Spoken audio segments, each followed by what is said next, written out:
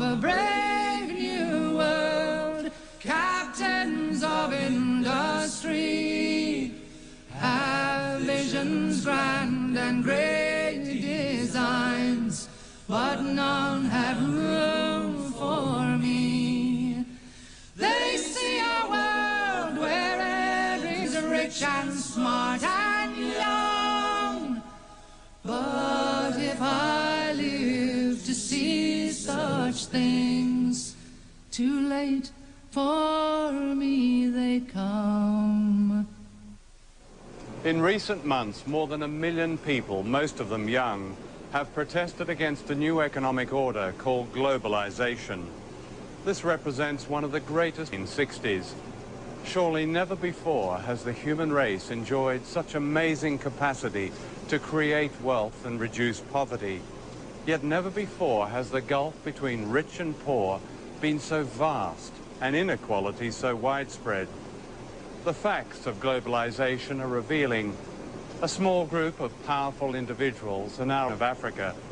Just 200 giant corporations dominate a quarter of the world's economic activity. General Motors is now bigger than Denmark. Ford is bigger than South Africa.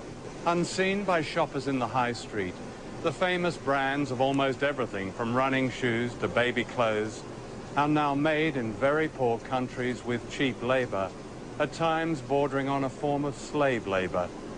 Tiger Woods, the golfer, is paid more money to promote Nike than most of the entire workforce actually making Nike products here in Indonesia. Is this the global village we are told is our future? Or is it merely an old project that used to be run by the divine right of kings and is now run by the divine right of multinational corporations and by the financial institutions and governments that back them? This film is about these new rulers of the world, and especially their impact on one country, Indonesia.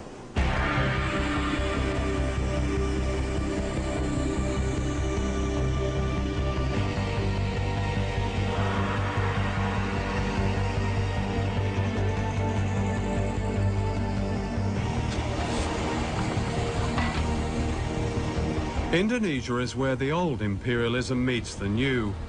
This is a country that should not be poor. It's rich in almost everything. Mountains of copper and gold, oil, timber, and the skills and labor of its people. Colonized by the Dutch in the 16th century, Indonesia was plundered by the West for hundreds of years, a debt that is yet to be paid back. Ratusan tahun lamanya Indonesia itu dihisap oleh negara-negara utara. Bukan hanya Indonesia, semua negara-negara kulit berwarna. Sehingga Barat menjadi kuat, menjadi makmur, menguasai keuangan dan perdagangan sampai sekarang. Nah, sekarang didikte oleh IMF, oleh Bank Dunia. Negeri yang begini kaya diubah menjadi negara pengemis sekarang, Indonesia. Karena tidak adanya karakter pada elit.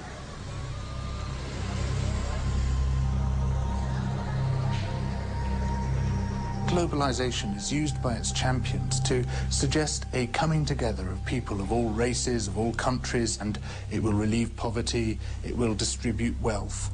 What we're actually seeing is precisely the opposite processes in train, that the poor are becoming markedly poorer, while the very wealthy are becoming staggeringly wealthy.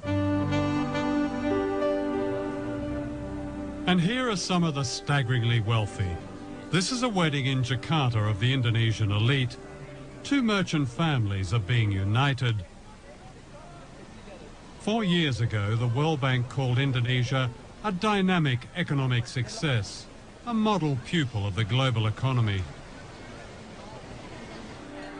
Among the Versace dresses and diamonds are those who've reaped the benefits of the new global freedoms. Freedom to watch money make more money. In this respect, they could be any nationality. Outside this wedding, there's another world. In Indonesia, as many as 70 million people live in extreme poverty. We calculate that it would take an Indonesian worker like this waiter 400 years to pay for a wedding reception like this.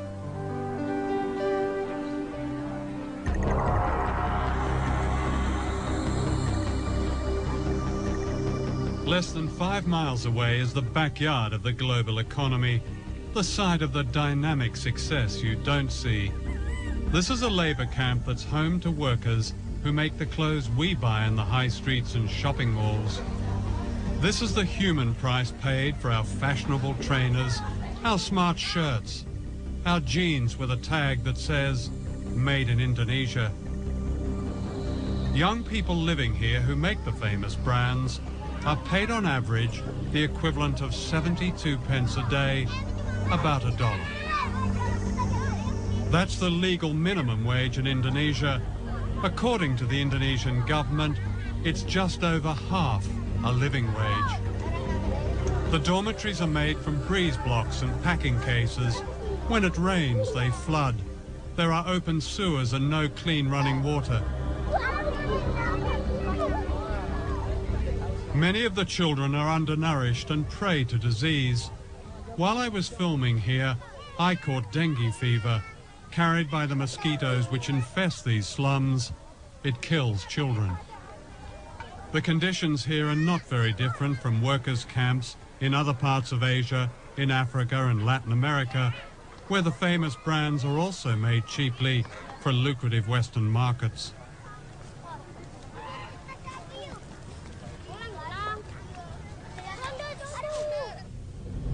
And this is where they work, in what is called an economic processing zone, which means a vast area of sweatshops.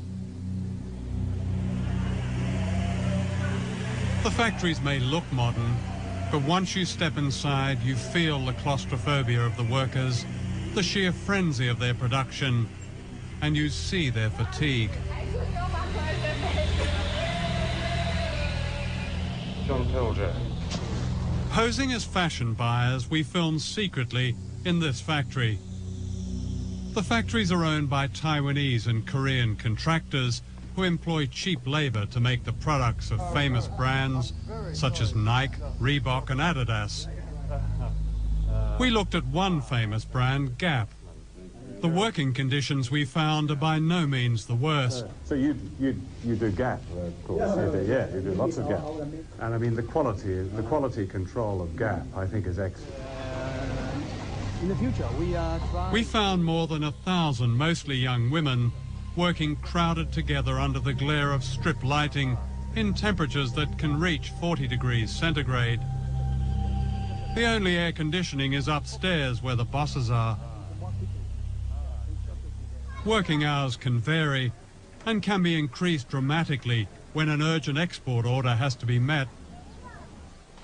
We surveyed 5 factories regarded as typical, and I interviewed workers from all over Jakarta. You work a 24-hour shift with just a couple of breaks, and then 2 hours later you start another shift. So in effect you work a 36-hour shift. Saya kerja long shift itu dari jam 7.30 sampai pagi lagi 7.30, pas terakhirnya sore jam 18.30. Are you given any choice? Nggak bisa. What would happen if you refused to do this 24-hour shift? Ya mungkin ada hukuman, tapi belum pernah menolak sih. Jadi takut aja. On these long 24-hour shifts, do you recall what labels you were packing? Kebanyakan Gap sama Olive.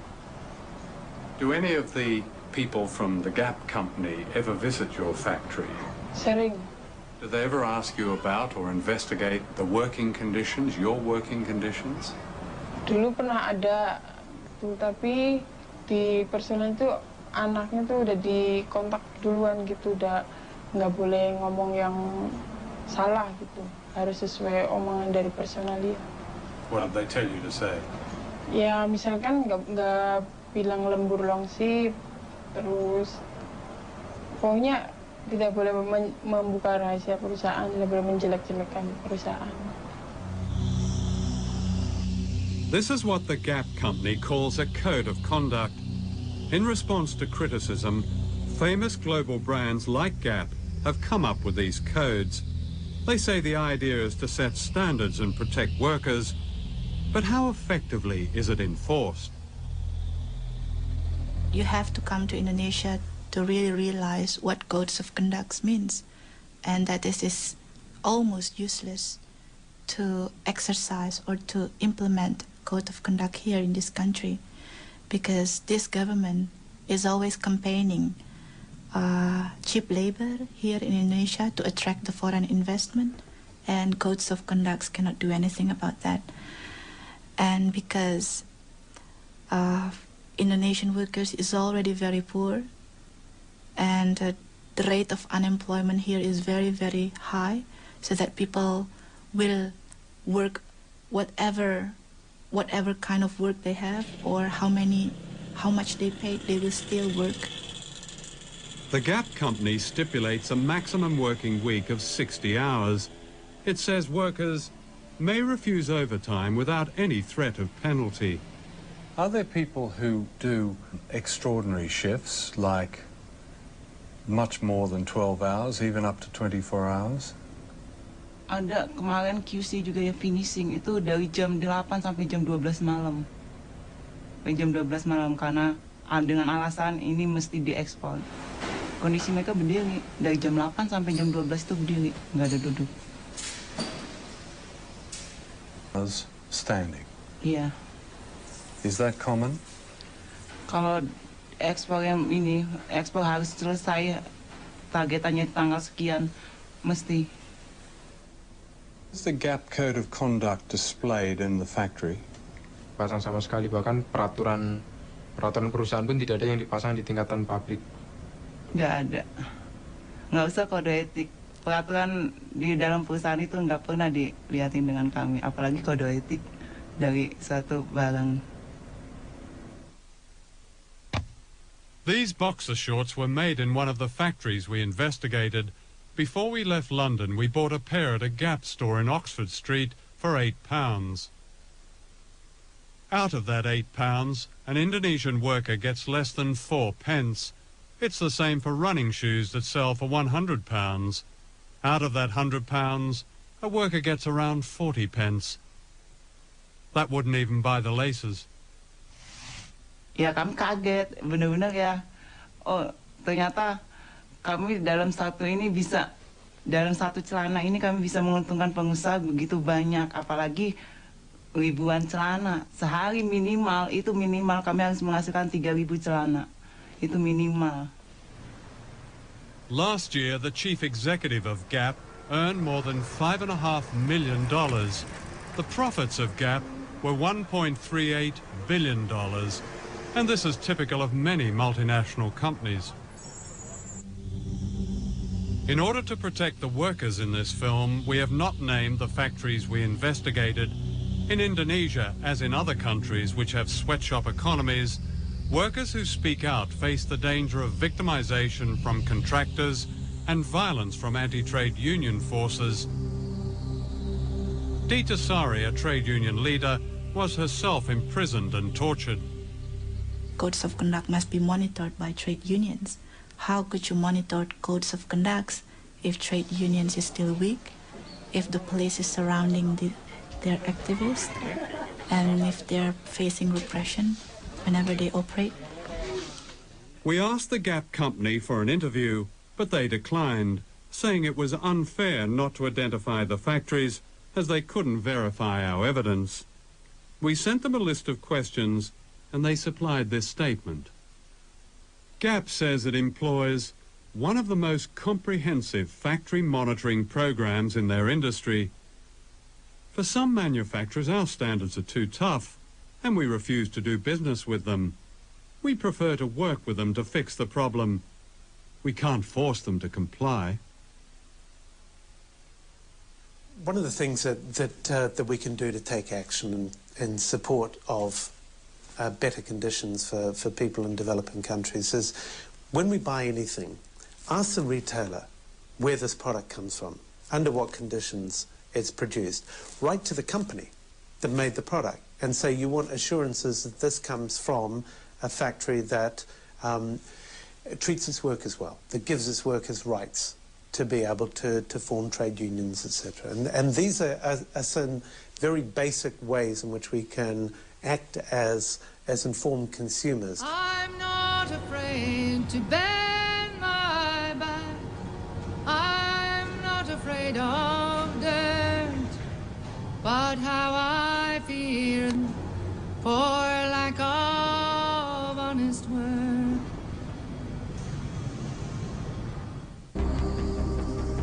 Globalization in Asia has a secret history. The great sweatshops and banks and luxury hotels in Indonesia were built on the mass murder of as many as 1 million people, an episode the West would prefer to forget. But many people here have not forgotten. In recent years, people all over the country have begun searching for the remains of loved ones murdered when General Suharto seized power in the mid-1960s, aided by the United States and Britain.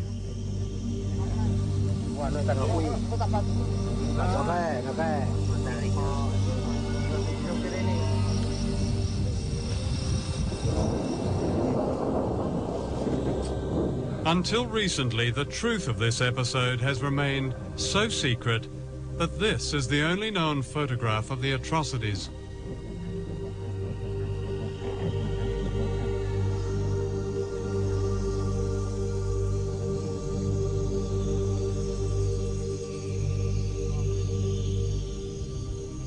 One day in early October 1965, a gang of thugs entered this school in Jakarta and beat to death the headmaster.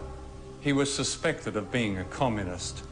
His murder was typical of the slaughter of more than 1 million people, teachers, students, civil servants, peasant farmers. Described by the CIA as one of the worst mass murders of the 20th century, the origins of this terrible episode have been covered in mystery. Certainly it brought to power General Suharto. But what is now emerging is the extent to which he was secretly backed by the United States and Britain and by Western business leaders. Within a year of the bloodbath, Indonesia's economy was effectively redesigned in America, giving the West access to vast mineral wealth, markets and cheap labor, what President Nixon called the greatest prize in Asia. To Western business, the great value of General Suharto was that he succeeded in getting rid of the founder of modern Indonesia, Ahmed Sukarno, a nationalist who believed in economic independence for his people. He kept the great Western corporations out of Indonesia and threw out their agents, the World Bank and the International Monetary Fund. It was only when one of his generals, Suharto, seized power that the door was opened to Asia's greatest prize. When the Suharto regime came in after the putsch, they were able to make a lot of the fact that they were calling the IMF and the World Bank back in. They were going to rescue them, you see, and British propaganda in particular made a lot of this. You know, the IMF was decent and it was going to bring order and everything was going to be lovely in the Indonesian garden. And as I say, a British diplomat still alive has said to me that was very much a part of the deal. Britain and the United States secretly conspired to back General Suharto. The American ambassador assured him that the US government is generally sympathetic with and admiring of what the army is doing.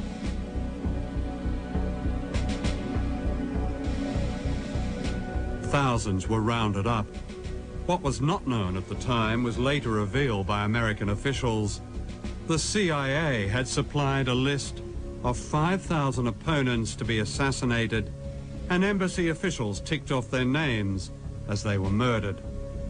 The British ambassador recommended a little shooting as an essential preliminary to effective change. in the first few days, the British sources in particular purported not really to know what was going on. Of course they knew what was happening. I mean, there were bodies being washed up on the lawn of the British consulate in Surabaya. There were bodies floating all over the Malacca Strait and so forth. A man called Hadi Broto, a lieutenant colonel or something, was anxious to take some troops, Indonesian troops, from the east coast of Sumatra, from the northeast coast of Sumatra, to east and central Java, so that they could take part in what we now know was this terrible Holocaust, really. He found a Panamanian ship, and the ship sailed with the troops down the Malacca Strait, escorted by 2 British warships. So the British were directly involved in, as what you describe, as a Holocaust? Well, I would count that some sort of involvement, wouldn't you? The American press reported these events not as a crime against humanity, but in terms of their economic advantage to the West. Time magazine called them vengeance with a smile, and the West's best news for years. Others described a gleam of light in Asia. The seeds of globalization were planted in the bloodbath. In 1967, the Time Life Corporation sponsored a conference in Switzerland that planned the corporate takeover of Indonesia. It was attended by the most powerful businessmen in the world, such as David Rockefeller. The giants of Western capitalism were represented. The oil companies, the banks, General Motors, British Leyland, ICI, British American Tobacco, Lehman Brothers, American Express, Siemens. Across the table were Indonesian leaders approved by General Suharto. For Western business, it was the start of the gold rush, which later became known as globalization. No one mentioned the killing of 1 million people.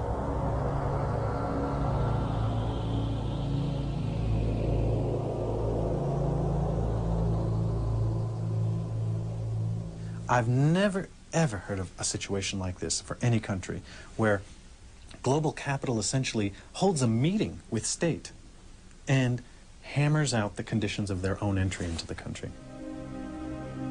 The conference went on for 3 days. The first day was when the Indonesians spoke and essentially made their case.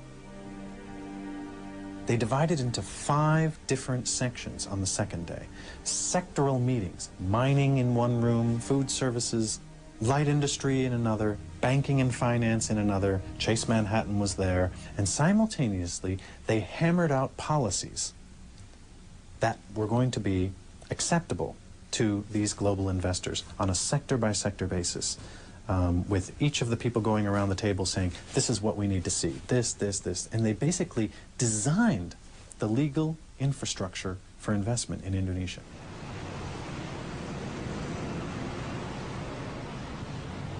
Was the foreign business community here aware that they were dealing not just with a corrupt, nepotistic dictatorship, but also with a mass murderer?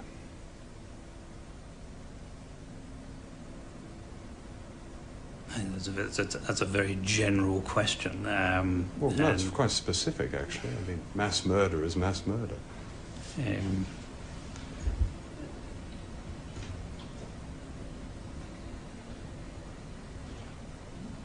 The fact that many people have died in Indonesia in unfortunate, tragic circumstances at the directly or indirectly as a result of the previous regime is hugely unfortunate. Whether if foreign investment had not been here, that would have prevented in any way those events occurring. Nobody has perfect vision on what might have been.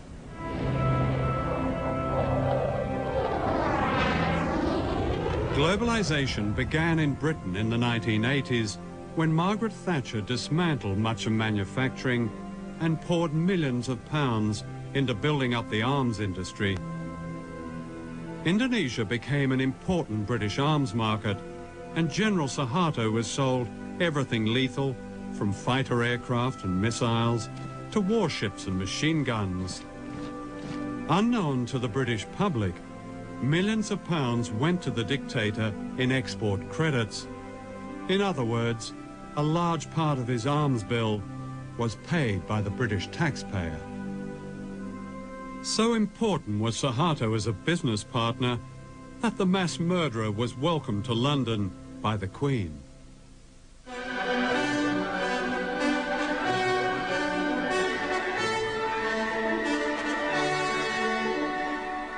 Who are the new rulers of the world? Their empire today is greater than the British Empire ever was. This is the center of this new empire, all within a square mile in Washington. Down the road from the White House and the US Treasury is the World Bank and the International Monetary Fund.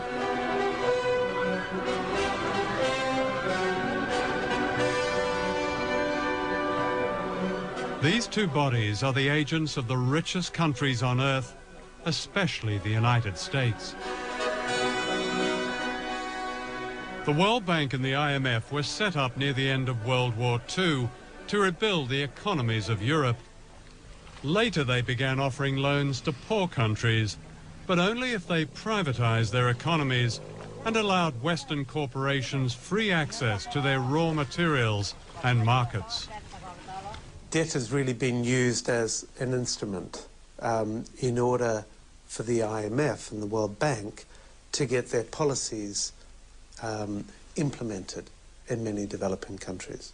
And we're into a situation now where the poorest countries are in a cycle, a vicious cycle of poverty. They can't get out. And the kind of debt cancellation that's been given still will not allow them to get out of this poverty trap. It's not a question of debt forgiveness, because actually many of the debts were incurred under pressure from the international institutions or were given in collusion with governments which weren't acting in the interests of their people. Let me ask you, do you know the difference between Tanzania and Goldman Sachs? Tanzania is a country that has a gross national product of $2.2 billion and shares it between 25 million people.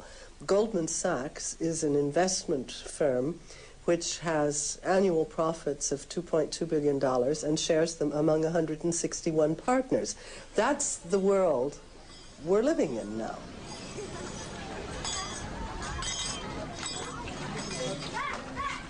The World Bank says its aim is to help poor people, promoting what it calls global development. It's an ingenious system, a kind of socialism for the rich and capitalism for the poor. The rich get richer on running up debt, cheap labor, and paying as little tax as possible, while the poor get poorer as their jobs and public services are cut back in order to pay just the interest on debt owed by their governments to the World Bank. Here in Indonesia, where most people are poor, the handouts to the rich have been extraordinary, to say the least. Internal documents of the World Bank confirm that up to a third of the bank's loans to the dictatorship of General Suharto went into the pockets of his cronies and corrupt officials. That's around $8 billion.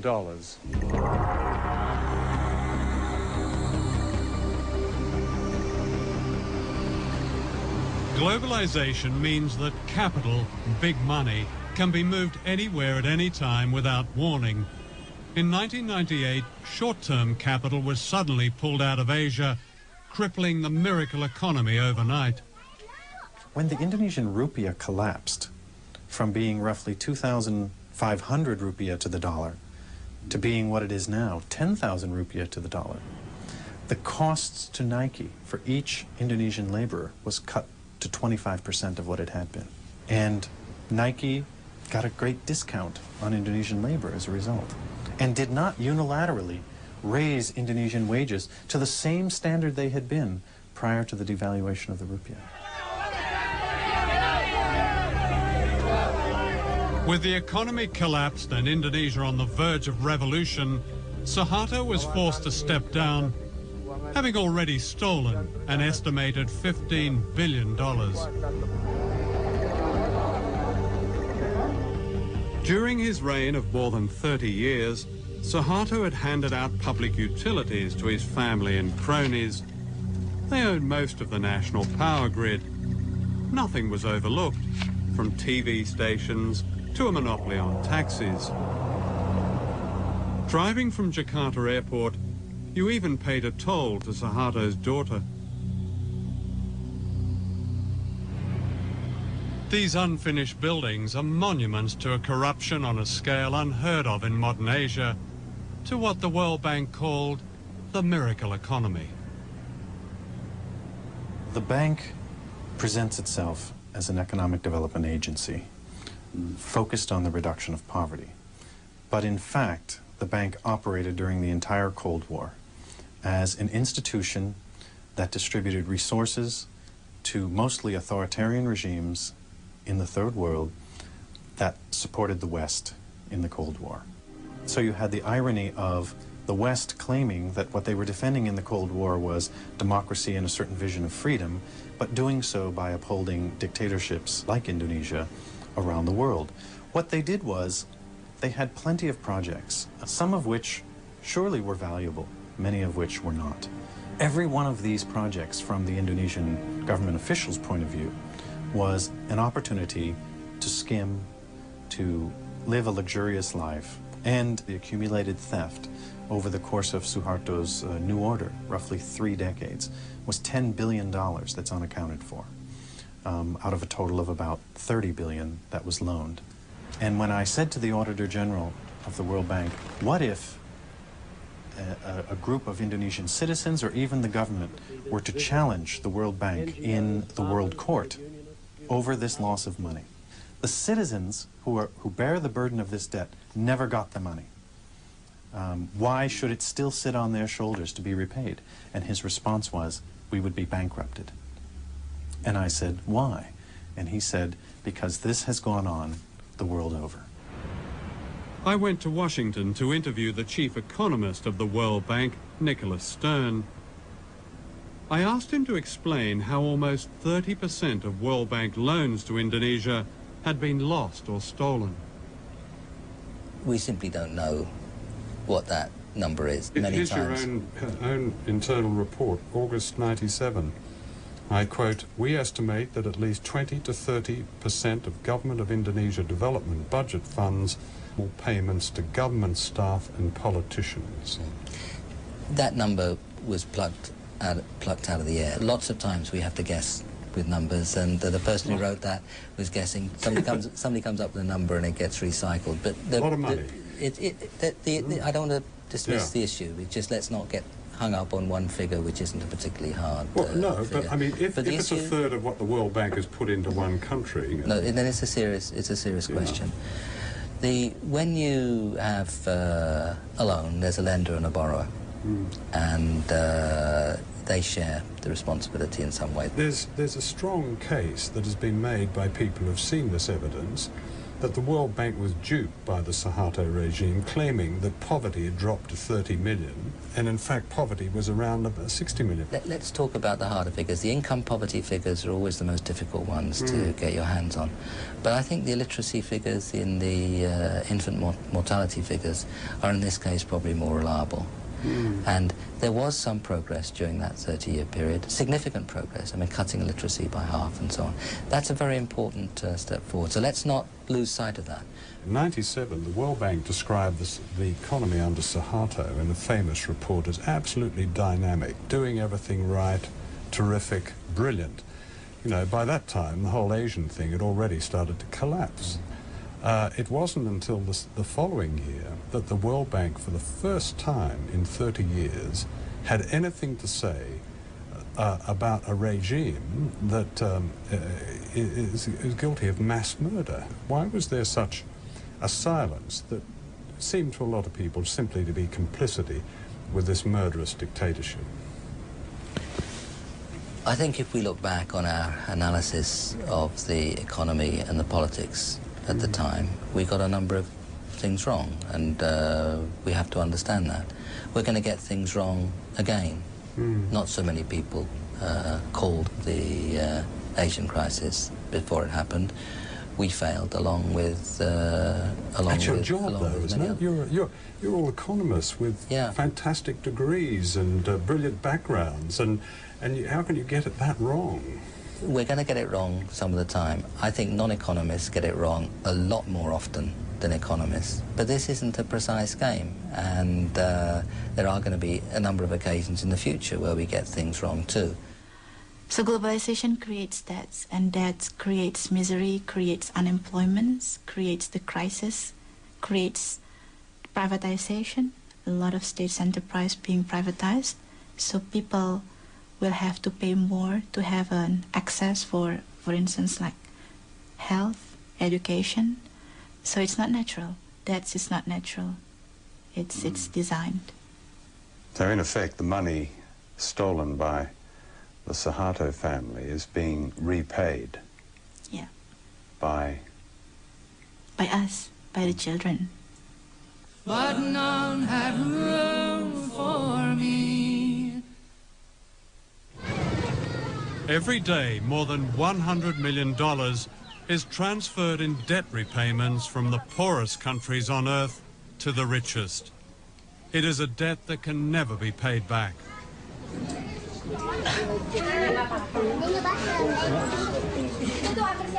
The poverty of families like this is compounded by Indonesia's huge debt. The conditions of the IMF's latest loan include a reduction in subsidies on certain fuel and food. Half this man's monthly wage of less than £40 goes on medical treatment for his children, who suffer from a serious blood disorder. As prices go up, he cannot even afford the special drugs that keep them alive. Keadaan anak saya yaitu yang pertama dia menderita sakit. Jadi tiap bulan dia harus transfusi darah. Jadi kalau seandainya nggak transfusi darah, dia tiap akhir bulan itu pucat. Kayak sekarang contohnya, bibirnya udah pada putih dua-duanya. Jadi akhir bulan itu mesti harus transfusi darah. Itu udah pasti. Pusingnya bukan kepalang.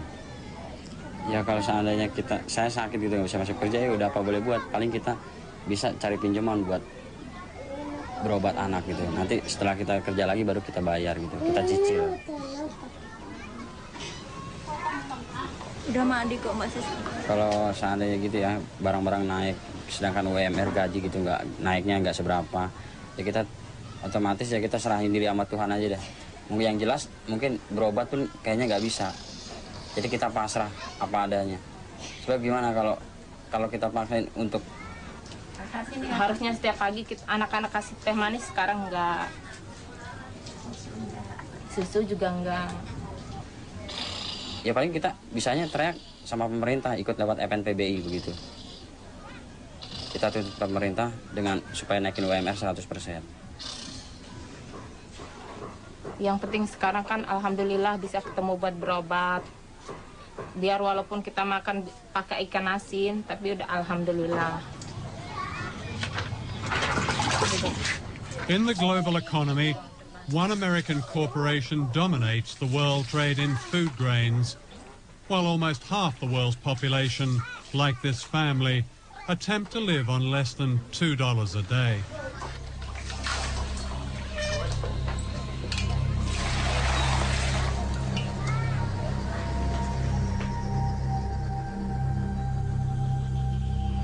What do you say to those 17 million people who call for a complete, and I repeat, complete cancellation of debt as the only way to lift the huge number of poor people in the world out of poverty?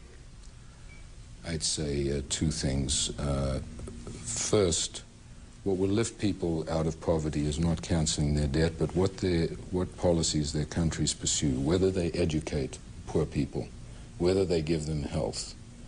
And so the question, and then what sort of economies they try to run. Do they integrate them into the world economy, or do they run corrupt economies? Those are the primary determinants of how well countries will do. That is the answer what determines whether people get out of poverty. It can be done. It has been done. Should we cancel the debt? Canceling debt is one way of giving resources to poor countries. What I'd like to see is a much greater flow of resources to poor countries. I'd like to see the markets of the industrialized countries opened so that these countries where people are poor and can produce agriculture are able to export. That's what will get them out of poverty. The statement debt relief is the only thing that will get them out of poverty is wrong. It would help, provided it is accompanied by a whole set of other measures. But surely debt, even in one's own life, and especially a poor person's life, is the greatest cause of real poverty. No. And when you have a country devoting half its budget to paying off a debt, when you have the poorest countries in the world sending out millions of dollars into the rich world, surely as a priority, that debt has to be either relieved substantially or go altogether. Doesn't that mean, it just seems common sense to me, if I got that wrong? Yeah, you've got it wrong. Oh. Let me explain. Okay. First of all, you are indebted and I am indebted. And I would not be better off if I asked somebody to come and cancel my debt because I'd never be able to borrow again. And debt is a normal way of borrowing in order to do things, purchase goods, invest, when you don't have the resources, and they'll generate an income and you'll repay. So the notion that all debt should be canceled is a bad one. Financial systems operate on the basis of debt that is paid. The Human Rights Commission of the United Nations, in a very comprehensive report, said, and I quote, "The institutions of globalization have yet to seriously address the issue of human rights in a democratic fashion. Globalization has caused global conditions of inequality and discrimination." What's your response to that? I simply can't respond because I have no idea what evidence they're referring to. Human globalization has caused discrimination? I'd have thought it was the opposite. I'd have thought that... No, for instance, they singled out workers in third world economic processing zones. Again, part of a prescription, may not be IMF prescription, but certainly part of a global prescription, in which it said these workers were prey for exploitation, and because unemployment, for instance, they mentioned Indonesia, had been forced down by the so-called economic crisis of the late 90s, their human rights were lost. No, Indonesia grew as a result of integrating into the global economy from the 60s on, and incomes in Indonesia rose. It was a dictatorship. Some of their rights were suppressed, and it was a very bad dictatorship. Excuse me, Mr. Fisher, as you say, some of their rights were repressed. A third of the population of East Timor died or were killed under the Suharto regime. What are you asking me that question for? Do you think we supported the Suharto regime? Well, don't be ridiculous. Well, did you speak out against it? Did your institution, the IMF, speak out? The World Bank didn't. The first time after 30-odd years in there, the first time they spoke out was 1998. What did the IMF say about it? When the IMF went into Indonesia, it insisted on a removal of a host of corrupt practices that began to weaken that regime. It was not an intended consequence, but it was intended that we went in and helped remove the corrupt practices in a variety of monopoly areas.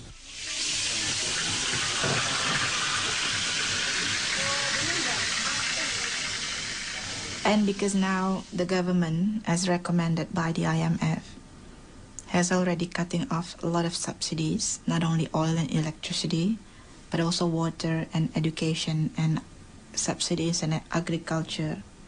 So it means that the workers, if they have sons or daughters, they have to pay more if they want to put their children to school. Before, of course, people eat 3 meals a day, but now they have to also make efficiency. So they eat, instead of 3, they eat twice a day, and or they reduce the quality of the food. So that's why maybe the level of productivity is getting lower, because people are getting poor and getting tired, and if you are tired you cannot work properly.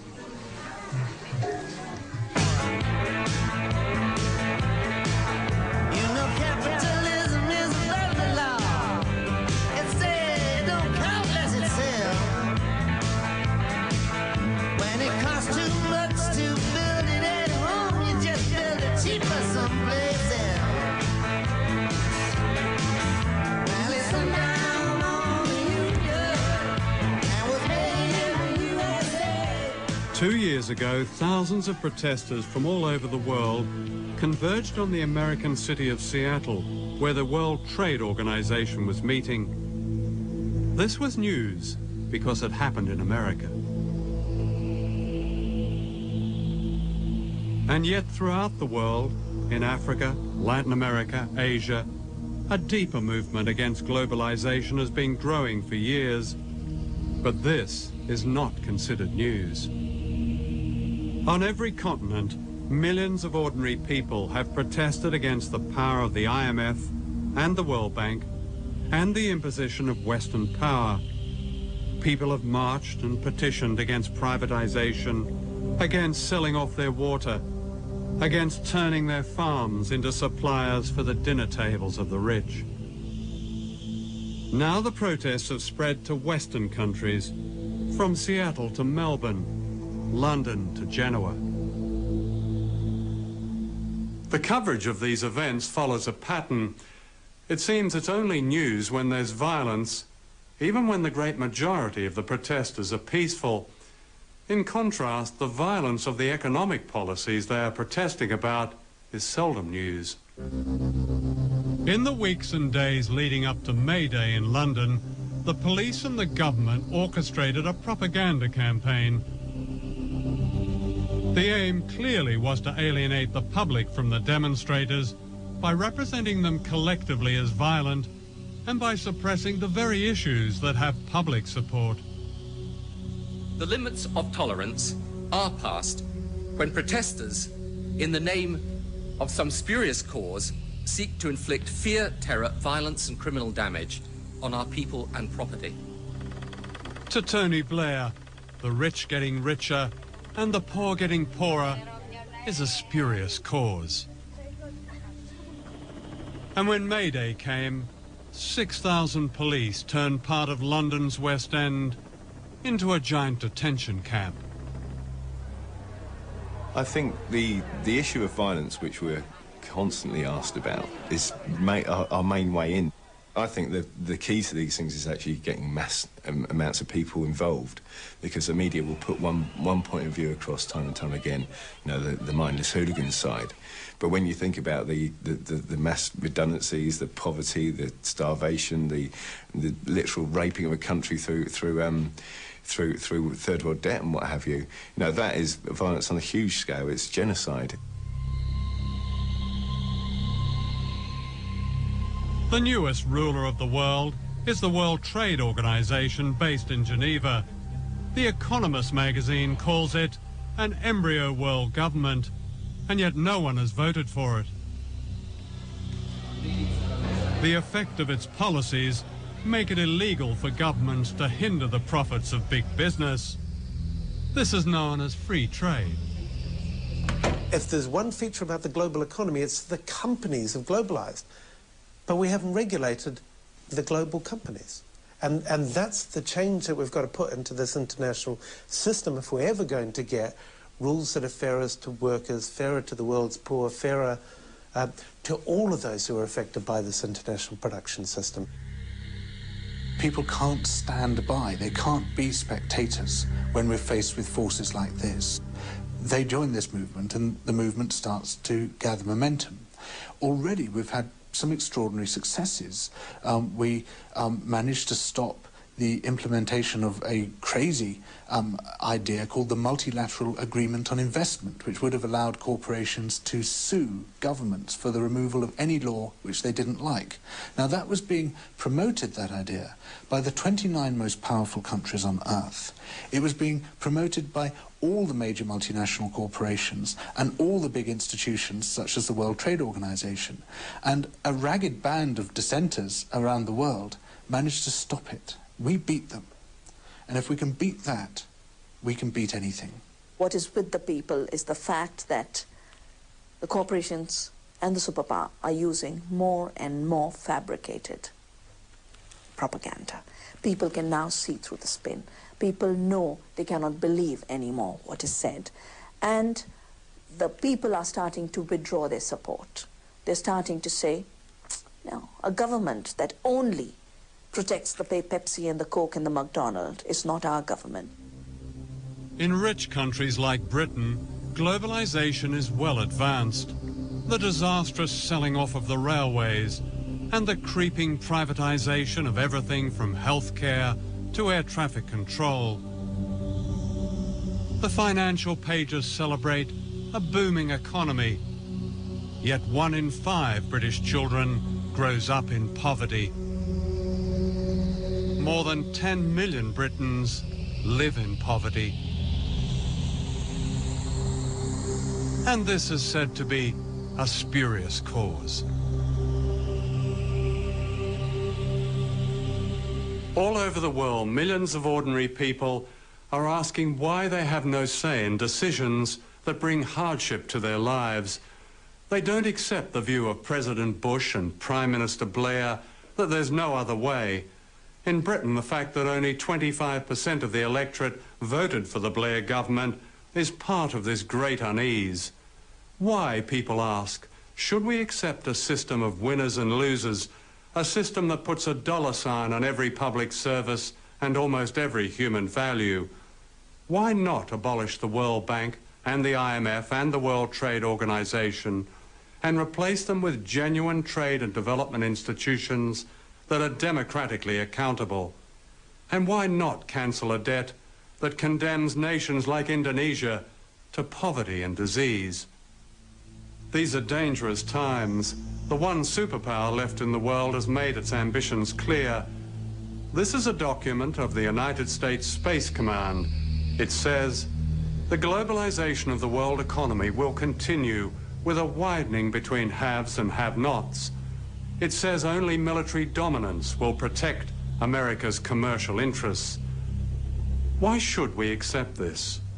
Why should our children have to face these divisions and dangers? None of them is God-given. All of them can be changed.